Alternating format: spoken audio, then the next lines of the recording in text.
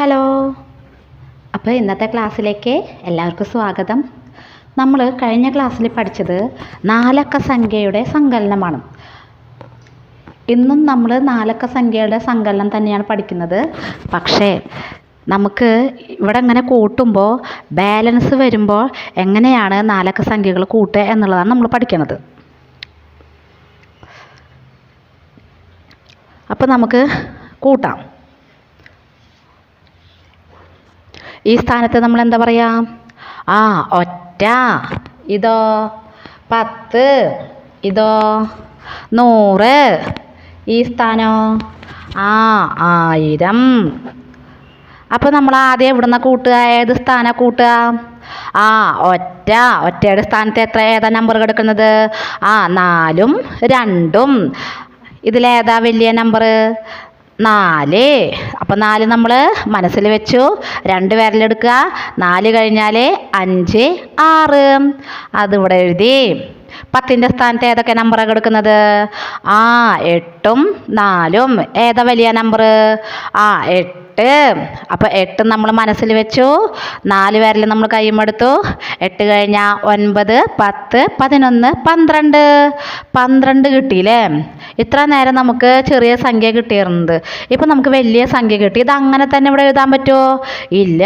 ഇതിലേത് നമ്പറാണ് നമ്മൾ എഴുതുക? ഇതിൽ ഒറ്റയുടെ സ്ഥാനത്ത് ഏതാ കിടക്കുന്നത്? 2. ഒറ്റയുടെ സ്ഥാനത്ത് കിടക്കുന്ന 2 നമ്മളിവിടെ എഴുതി. ബാലൻസ് വരുന്ന ഈ 1 നമ്മൾ 100ൻ്റെ സ്ഥാനത്തിൻ്റെ മുകളിൽ എഴുതി. 100ൻ്റെ അവിടെ കിടക്കുന്ന നമ്പറുകളുടെ ഏറ്റവും മുകളിൽ എഴുതി. എന്നിട്ട് ഇത് കൂട്ടുക. ഇത് കൂട്ടാൻ മറക്കരുത്. 100ൻ്റെ സ്ഥാനത്തുള്ള സംഖ്യകളുടെ മുകളിൽ എഴുതിയ ഈ 1 കൂട്ടാൻ മറക്കരുത്. അപ്പോൾ ആദ്യം നമ്മൾ ഈ സ്ഥാനത്ത് കിടക്കുന്ന നമ്പറുകൾ കൂട്ടുക. ഏതൊക്കെ നമ്പറാണ് 100ൻ്റെ സ്ഥാനത്ത് കിടക്കുന്നത്? 4ഉം 2ഉം അല്ലേ? 4 ഏറ്റവും വലിയ നമ്പർ ഏതാ? 4 മനസ്സിൽ വെച്ചു. 2 വിരലെടുത്തു. 4 കഴിഞ്ഞാൽ 5, 6.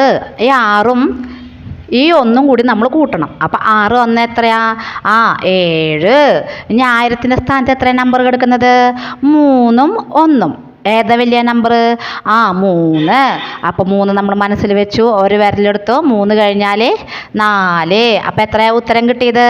4726. എളുപ്പമല്ലേ ഇത്? അപ്പോൾ നമുക്ക് ഞാൻ അടുത്ത കണക്ക് നോക്കാം. ഇനി നമുക്ക് അടുത്ത കണക്ക് നോക്കിയാലോ?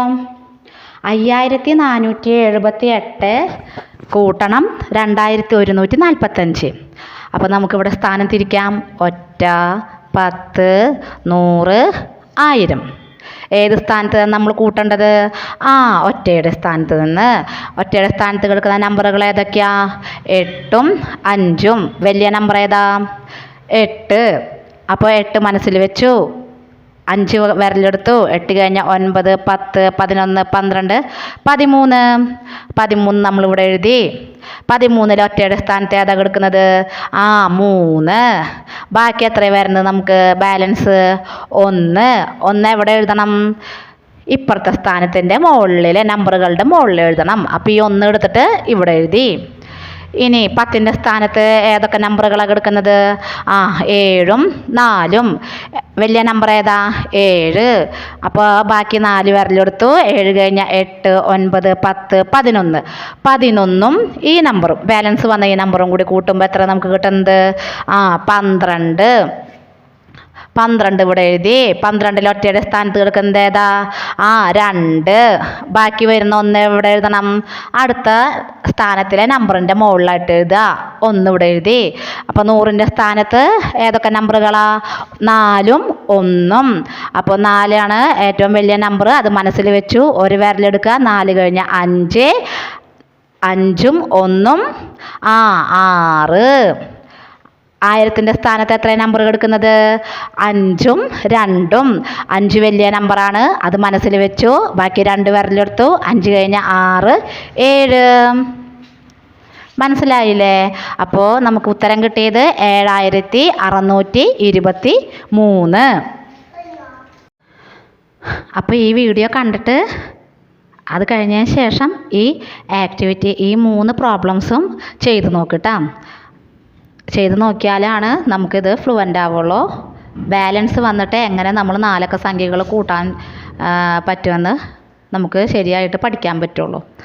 അപ്പോൾ എല്ലാവർക്കും ഈ വീഡിയോ ഇഷ്ടമായിച്ചെങ്കിൽ ഷെയർ ചെയ്യാനും ലൈക്ക് ചെയ്യാനും സബ്സ്ക്രൈബ് ചെയ്യാനും മറക്കരുത് കേട്ടോ. അപ്പോൾ ഇന്നത്തെ വീഡിയോ ഇത്രയേ ഉള്ളൂ. Thank you.